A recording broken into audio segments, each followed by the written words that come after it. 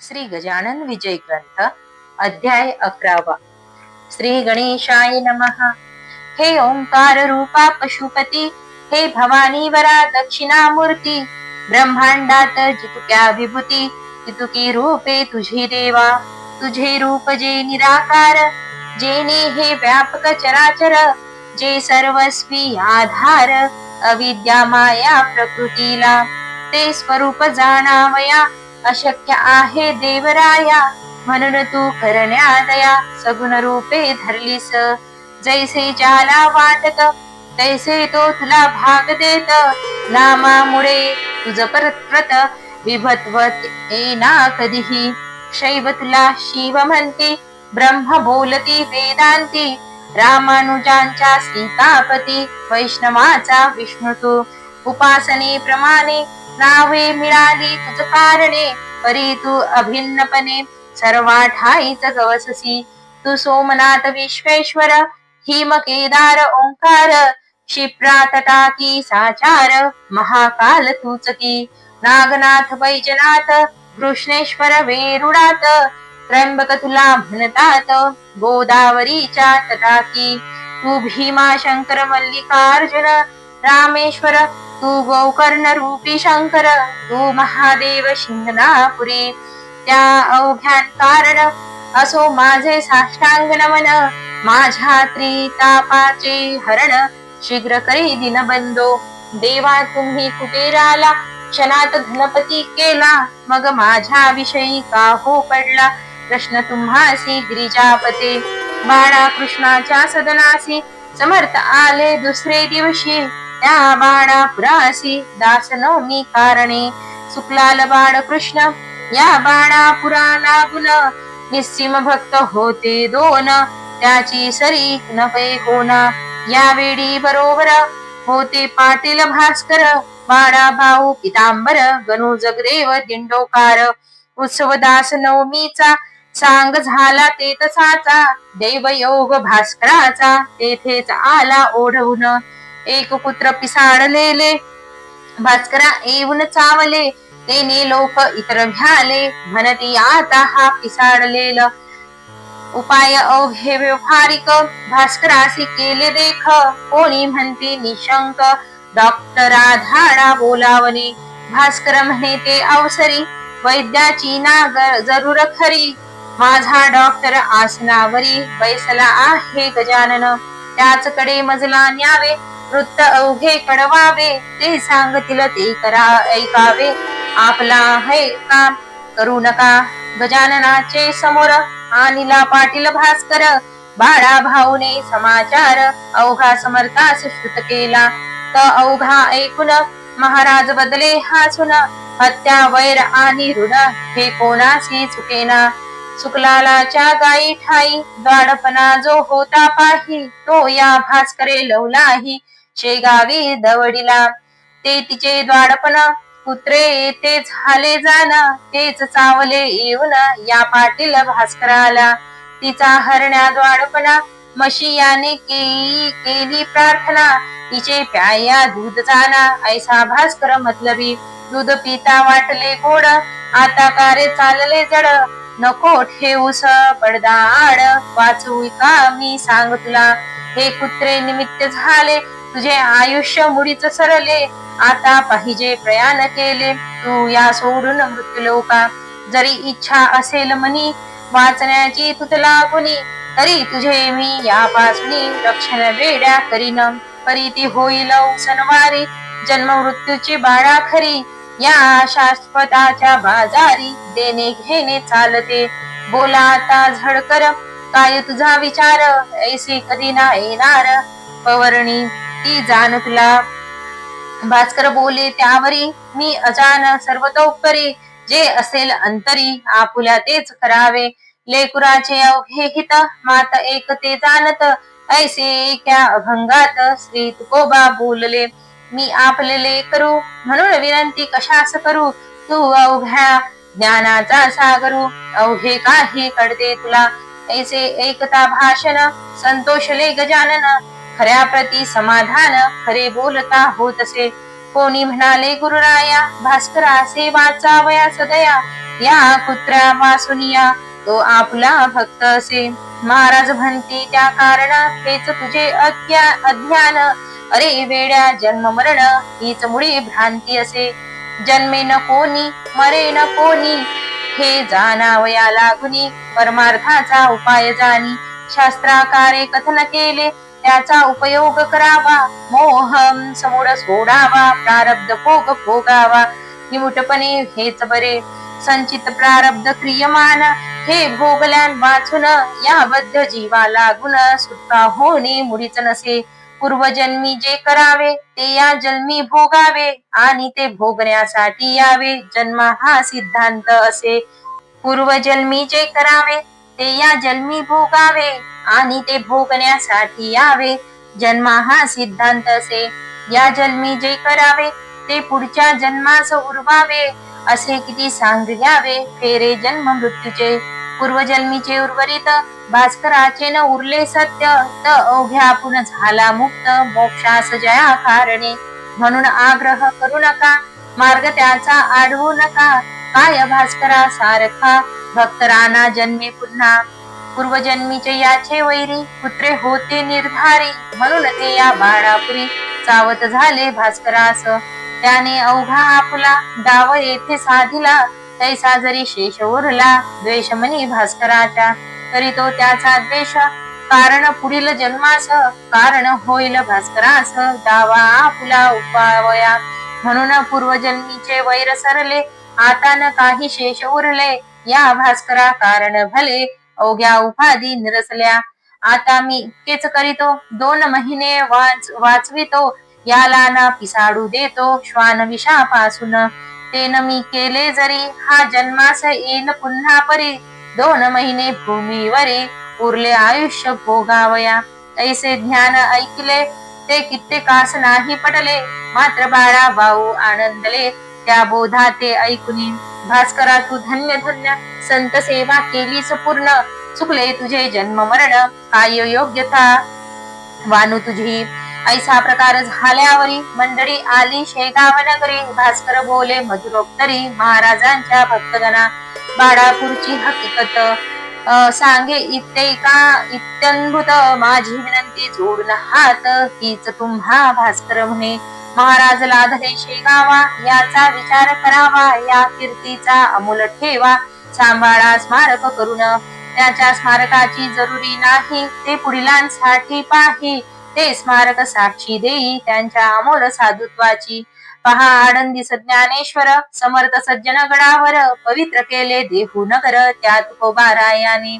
त्याची स्मारके त्या त्या ठाया ठेविली भव्य करुनिया तोच पथ अनुसराया. तुम्ही झटावे मनापासून ऐसे प्रत्येका सांगत. भास्कर राहिला निवांत परी त्याच्या मनात ऐसे आले एकदा. हे मला हो हो म्हणती माझे ऐकून विनंती. परी शंका येत चित्ती हो म्हणण्याची यांची मला. त्याने एकदा ऐसे केले अवघ्या लोकास मिळविले. एका ठाई मठात भले महाराजांच्या अपरोक्ष. बंकटलाल पाटील हरी मारुती चंद्रभान कारभारी. जो खंडूजीचा दुकानावरी होता कारभार करीत. श्रीपतराव बावीकर ताराचंद साहुकार आणि मंडळी होती तर नावे कुठवर सांगावी. मिळवून या त्या लोकांना भास्करे पदर पसरिला. माझा आता संबंध उरला 2 महिनेच तुमच्यांशी. माझ्या मनी ऐशी आस समर्थाचे स्मारक खास. भव्य भावे वऱ्हाडास या शेगाव माझारी. तुम्ही हे करीतो म्हणा तेने आनंद माझ्या मना. होऊन सुखे करीन गमना मी वैकुंठा कारणे. संत सेवा कधीही अनाठाई जाणार नाही. इच्छा जयाची ज्या होई ती संत पुरविती. स्मारक ऐसे करावे अवघ्यांनीच वाखणावे. पाहुन त्या डोलावे प्रत्येकाने आपल्या मनी. ऐसेच स्मारक करण्याची शपथ वहा समर्थाची. ही विनंती अखेरची माझी ती मान्य करा. ते अवघ्यांनी कबूल केले भास्कराचे स्थिरावले. या योगे ते चित्त भले रुख मनाची संपली. उत्तरोत्तर आनंद वृत्ती भास्कराची वाढत होती. जैसी लेकुरे आनंदती पुढील सणाच्या आशेने. मागवद्य त्रयोदशीस महाराज बदले भास्करास चाल त्र्यंबकेश्वरास जाऊ आपण शिवरात्रीला. तो त्र्यंबक राजा कर्पूर गौर भव भवांतक भवानीवर जो आहे झाला स्थिर श्री गोदावरीच्या तटाते. ते ज्योतिर्लिंग मनोहर करी पातकाचा संहार नको करूस आता उशीर जाऊ गंगा स्नानाला. भास्कर त्या त्र्यंबकेश्वरी पहाड एक ब्रह्मगिरी जेथे औषधी नाना परी बहुसाल असती उगवलेल्या. त्या ब्रह्मगिरीवर स्थित आहेत पहा गहिनीनाथ ज्यांना आहे अवगत गुणधर्म औषधींचे. वेड्या कुत्र्याच्या विषावरी तेथे औषधी आहे खरी तिचा उपयोग सत्वरी करून पाहू एधवा. भास्कर म्हणे गुरुनाथा आता औषधी कशा करिता तुमची आहे अगाध सत्ता औषधीहून आगडी. आपल्या कृपेने भले विष बाळा पुरीच निमाले आयुष्याचे आहेत उरले 2 महिनेच आताही. म्हणून वाटे मज प्रती शेगावीच राहू गुरुमूर्ती त्र्यंबकेश्वर आम्हा प्रती तुम्हीच आहात साक्षात. गोदावरी तुमचे चरण तेथेच मी करी स्नान अन्य तीर्थाचे प्रयोजन मला ना आता राहिले. ऐसी एकता त्याची वाणी समर्थ बदले हासुनी हे जरी खरे जाणी तरी तीर्थ महिमा मानावा. चाल नको करू उशीर पाहू तू त्र्यंबकेश्वर बाळा भाऊ पितांबर यासही घे बरोबरी. मग ती मंडळी निघाली शेगावनी भली शिवरात्रीस येती झाली त्र्यंबकेश्वरा कारणे. कुशावरती केले स्नान घेतले हराचे दर्शन गंगाद्वार जाऊन पूजन केले गौतमीचे. वंदिले माय नीलांबिका देवी गहिनीनाथ देखा तेथून आले नाशिका गोपाळदासास भेटावया. हा गोपाळदास म्हणत काळ्या रामाच्या मंदिरात धुनी लावून द्वारात पंचवटीच्या बसलासे. राम मंदिरासमोर एक पिंपळाचा होता पार शिष्या सहित साधूवर तेथे जाऊन बैसले. गोपाळदासाचा आनंद झाला बोलले जवळच्या मंडळीला आज माझा बंधू आला वऱ्हाडातून गजानन. जा घ्या त्याचे दर्शन अनन्य भावे करून भाजी ही भेट म्हणून नारळ साखर द्यासी त्यासी द्या. हा हार घाला कंठात तो मी एक क्षणात साक्षात देह भिन्न म्हणून द्वेत आम्हा उभयती मानू नका. शिष्यांनी तैसेच केले दर्शन घ्याया अवघे आले कंठा माझी घातिले दिलेल्या पुष्पहाराला. नारळ आणि खडी साखर ठेवली स्वामी समोर ती पाहून गुरुवर ऐसे बोलले भास्कराला. हा प्रसाद अवघ्यास वाटी परी न होई देई दाटी माझ्या बंधूची झाली भेटी आज या पंचवटीत. माझे येथील काम झाले आता नाशकाचे राहिले म्हणून पाहिजे तेथे गेले माळवकिलाच्या घरा. महाराज आले नाशकात लोक दर्शनात जमले बहुत बारीक सारीक गोष्टी अमित येथे असत्या झाल्या त्या अवघ्या सांगता विस्तार होईल उगीच ग्रंथा म्हणून देतो संक्षेप आता याची क्षमा करा हो. तेथे राहून काही दिवस महाराज आले शेगावास तो अडगावी नेण्यास श्यामसिंग पातला. त्याने आग्रह केला फार समर्थ दिले उत्तर रामनवमी झाल्यावर येऊ आम्ही अडगावा. आता तू जावे परत उगान पडे आग्रहात झामसिंग मुळीच भक्त निस्सीम होता समर्थाचा. तो आला तैसा परत गेला आपल्या त्या अडगावाला पुन्हा श्रोते येता झाला रामनवमीस शेगावी.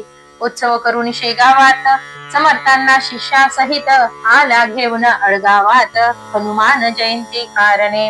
अडगावी असता समर्थ स्वारी चमत्कार झाले नाना परी एके दिवशी 2 प्रहरी भास्कर लोढविला खुपाट्यात. छातीवर बैसुनी भास्करा केले ताडन लोक पहाती दुरून परी जवळी कोणी जाईना. बाळा भाऊ जवळ होता तो म्हणाला सद्गुरुनाथा भास्कराशी सोडा आता बेजार झाला उन्हाने. ते म्हणाला भास्कर बाळा भाऊन जोडा कर माझा हा साक्षात ईश्वर काय करील ते करू दे. लोकासी वाटती चापट्या दिला मला होतात गुदगुल्या अनुभवाच्या गोष्टी भल्या अनुभवीच जाणती. पुढे घेऊन भास्करासी महाराज आले बिराडासी त्या अडगाव ग्रामासी उतरलेल्या ठिकाणास. बाळा भाऊस बोलले अवघे आता 2 उरले भास्कराचे दिवस भले पंचमीला जाईल तो आज मी जे केले कृत्य ताडनाच्या रानात, ते का हे तुझ प्रत आले असेल कडूनी. तुझला या भास्करांनी मारविले होते छत्रीनी, शेगावी माझ्या करांनी ते आहे का ध्यानात. ते क्रिया मानना सावया, त्यास मी मारिले या ठाया. ह्या एकाच गोष्टी वाचून या अन्य नव्हता हेत काही. उत्सव पूर्ण झाल्यावर त्या अडगावीचा साचार, काय घडला प्रकार तो आता प्रियेचा. उत्सवाचा काला झाला, वद्य पंचमी दिवस आला, एक प्रहर दिवसाला. समर्थ म्हणती भास्कराशी, भास्करा तुझे प्रयाण आज दिवशी आहे जाण. पद्यासन घालून पूर्वाभिमुख बैसावे, चित्त उभे स्थिर करी, चित्ती साठवावा श्रीहरी. वेळ आली जवळ खरी, आता सावध असावे. इतर जना कारण म्हणू लागले करा भजन, विठ्ठल विठ्ठल नारायण ऐसे उच्च स्वराने. हा तुमचा बंधू भला जातो आज वैकुंठाला, त्याच्या करा पूजनाला माड बुक्का वाहून. भास्करे घातले पद्यासन नासाग्री दृष्टी ठेवून, वृत्ती अवघ्या केल्या लीन अंतर्मुख होऊन या. भक्त भास्करा पूजिती माड बुक्का वाहती, ते कौतुक पाहती समर्थ दूर बसून. भजन झाले एक प्रहर, मध्यान्नीचा आला दिनकर. महाराजांनी हर हर शब्द केला मोठ्याने, त्या सरसा प्राण गेला भास्कराचा वैकुंठाला. संतांनी हाती धरिला ज्याला, तो पाहुणा हरीचा. लोक पुस्ती महाराजास कोठे करणे समाधीस, या भास्कराच्या शरीरास कोठे न्यावे ठेवावया. समर्थ अवघ्यास सांगती द्वारकेश्वर जो पशुपती, ज्याच्या सन्निध्य आहे सती, ते ठेवा भास्कराला. ऐसी आज्ञा होता क्षणी, विमान बांधिले लोकांनी, केडीचे खांब लावून चहू बाजूस विबुध हो. आता ठेविले कलेवर पुढे भजनाचा होय गजर, फिरवित आणिला भास्कर द्वारकेश्वराची या पायशी पाशी. सांगविधी समाधीचा ते ठाई झाला साचा, लोक म्हणती महाराजांचा परम भक्त गेला हो. दुसरे दिवसापासून समाधीच्या सान्निध्य जाण, होऊ लागले अन्नदान गोरगरीबा कारणे. स्थान द्वारकेश्वराचे अडगावाच्या सान्निध्य साचे, अंतर ऐक मेलाचे गावापासून उत्तरेस. जागा द्वारकेश्वराची परम रमणीय होती साची, झाडी चिंच वृक्षाची होती विशेष ते ठाया. निंब अश्वस्त मांदार आमवट औदुंबर, ऐसे वृक्ष होते इतर शिवाय काही फुलझाडे. अडगाव फुलीच्या मध्यंतरी हे ठिकाण निर्धारी, तेथे समाधी दिली खरी समर्थांनी भास्कराला. 10 दिवस अन्नदान झाले याचे वर्णन, तुम्ही नुकतेच केले श्रवण. संत भंडारा नाव ज्याचे, चिंच वृक्षेच्या सावलीत जेव्हा या बसे पंगत, तई कावडे अतोनात त्रास देऊ लागले. काव काव ऐसे करती द्रोणपात्रीचे उचलून नेती, मलोत्सर्ग तोही करीती जेवणाराच्या अंगावर. त्या योगे लोक त्रासले, कावड्यास हाकू लागले. भिल्लांनी ते तयार केले, तीर कमटे त्या मारावया. तई बोलले गजानन अवघ्या लोकां लागून, नका मारू त्या कारण अपराध त्यांचा काही नसे. या भंडाऱ्यात येण्याचा हेतू इतकाच आहे त्याचा, प्रसाद आपणा भास्कराचा इतरांपरीच मिळावा. काकी हा भास्कर वैकुंठी गेला साचार, हा पितृ लोकावर नाही मुळीच राहिला. 10 दिवस पर्यंत प्राण अंतरिक्षात राहे, परिभ्रम करीत सपिंडी होता जाय पुढे. त्या 11व्या दिवशी बळी देती कावळ्याशी, काक जेव्हा स्पर्शेल त्यासी तेव्हाच प्राण जातो पुढे. त्या बलिदानाचे कारण भास्करा नुरले साचे, म्हणून या कावळ्याचे पित्त गेले खवडून. आत्मा या भास्कराचा मुळीच मुक्त झाला साचा, तो पाहुणा वैकुंठाचा झाला आहे एधवा. या सोमसूर्य लोकांचे कारण त्यासी नुरले साचे, म्हणून पिंडदानाचे मुरले पहा प्रयोजन. जयाला न ऐसी गती त्याच्यासाठी पिंड देती, कावड्यांची वाट पाहती पिंड ठेवणी कलेशावर. म्हणून कावडे रागावले, त्यांनी हे जाणितले, भास्कराने गमन केले एकदम वैकुंठ लोकाला. म्हणून आम्हा प्रसाद त्यांचा मिळू द्या या भंडाऱ्याचा, ऐसा विचार कावड्याचा दिसतो या कृतीने. तुम्ही त्यास मारू नका, मीच तया सांगतो देखा. अहो जीवांनो माझी ऐका, गोष्ट आता सांगतो जी. तुम्ही उद्यापासून वर्ज करा हे ठिकाण, ना तरी भास्करा लागून येईल माझ्या कमीपण. आज प्रसाद घेऊन तुम्ही तृप्त व्हा अवघे जण, मात्र उद्यापासून या स्थळाशी येऊ नका. ऐसे महाराज बोलले. ते भाविकांचे अवघे पटले. परी कुत्सित जे का बसले होते त्या मंडळीत, ते एकमेका लागुनी म्हणते झाले हासुनी, ही गजाननाने केली वाणी असतानी ही निरर्थक. पक्षी कुठे का वागतात मानवाच्या आज्ञेत, पाहुयाची प्रचित उद्या मुद्दाम येऊनी. हे वेडे काही बोलती भाविका नादी लाविती, आपले स्तोम माजविती संतत्वाचे निरर्थक. अहो साजेल ते बोलावे, जे का पचेल तेच खावे, उसने न कधी आणावे अवसान ते अंगात. दुसरे दिवशी ते कुत्सिक मुद्दाम पहाया आले तेथ, तो एकही ना दृष्टीपत पडला त्यांच्या कावडा. मग मात्र चकित झाले समर्थासी शरण आले, 12 वर्षे तेथ भले कावळे न आले. श्रोते हो, 14 दिवस झाल्यावर गजानन फिरले माघारी, येथे झाले शेगाव नगरी आपल्या उर्वरित शिष्यासह. श्रोते त्या शेगावात एक गोष्ट घडली अघटित, ती एका सावचित्त सांगतो मी एधवा. होते साल दुष्काळाचे, म्हणून एका विहिरीचे काम चालले खोदण्याचे. सुरुंगाते लावून विहिरी 2 पुरुषावर गेली खोल साचार, खळक काढा लागला थोर, गती खुटली पहारीची. म्हणून भोके करून आत दारू ठासून, सुरंगाचे साह्य करून काम फोडण्याचे सुरू झाले. चारी बाजूस भोके 4 केली पहारीने तयार, दारू ठासली अखेर आत दोऱ्या घालून.